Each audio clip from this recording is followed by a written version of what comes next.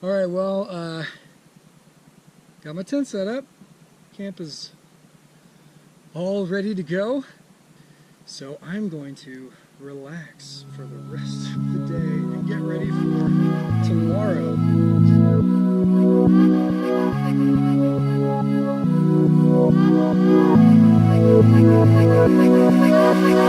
Say you want me like the other boys do.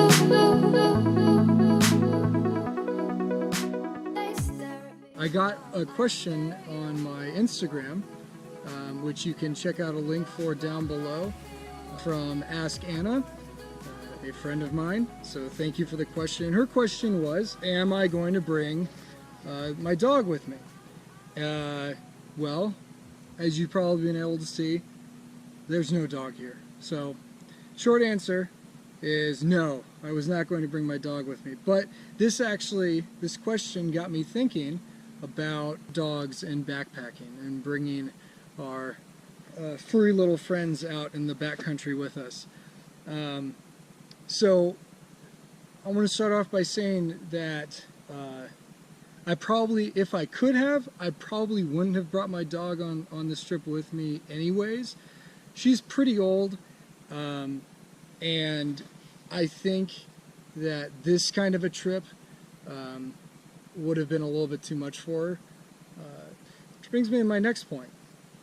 In the state of California, which is where I live and where I'm backpacking, it's actually against the law to bring your dog with you into the backcountry in, I would say, 95% of state parks and national parks that are in California. And there are a lot of them. You know, that makes it really hard. That doesn't mean there aren't, you can't take your dog on hikes. No, there are plenty of hikes and trails out there where you can take your dog. But as far as going into like a backcountry camping scenario like this, where you're going to a trail camp, hiking camp, what have you, that is against the law. So, this brought me to the next question. Why is it against the law to bring your dog out into the backcountry? And so there are, various reasons for it. Part of it is just, you might have a great dog. It might be a perfect dog to bring out in the backcountry, and they just don't want to risk it. They don't want to risk something happening to your dog, happening to you, or another animal in the park, regardless of whatever. They just don't want to deal with the chance of something happening. Another reason is that animals in the backcountry react differently to dogs than they do to humans. And this kind of goes with the environmental disruption that goes along with backpacking. In California, and as far as I know, everywhere in the United States, there's the principle of leave no trace, which is the idea that if you're going to go out into these environments, into these, conservation areas, into these protected areas, you want to make as little impact as possible. That's why they've got things like against collecting wood or chopping down trees or going off trail. And the parks are designed for human use, right? They're designed like this campground I'm in right now. I'm in this little clearing. There's a bear box set up back there.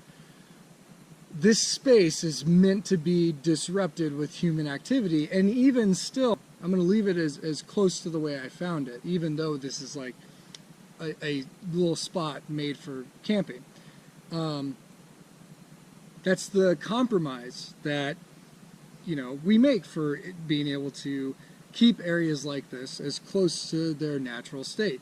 The whole idea of tourism, supporting areas like. So that then goes back to my original thought about that dogs, disrupt the area differently than humans, right? I'm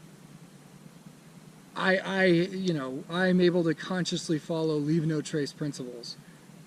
A dog is not going to follow leave no trace principles. It's just going to do its thing, And So it's just that we've opened these areas for human use, and so these animals here have gotten used to humans, and that kind of disruption. And then we've just for so long not allowed dogs that the animals aren't as used to dogs, and so they're still going to react in a certain way. And so you don't want to introduce a frightening creature or a threat into here. So that's another reason why they don't allow dogs in the backcountry. So I think that was about it. I think I've rambled enough, but I really appreciated that question. So let me know down in the comments below if there have been any places that you have found that do allow dogs, and if you've ever taken your dog out backpacking with you. And what was that like? Hope you enjoyed the video.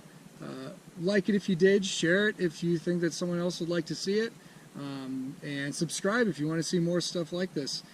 Check out the other videos from this trip, and I'll catch you later. Bye.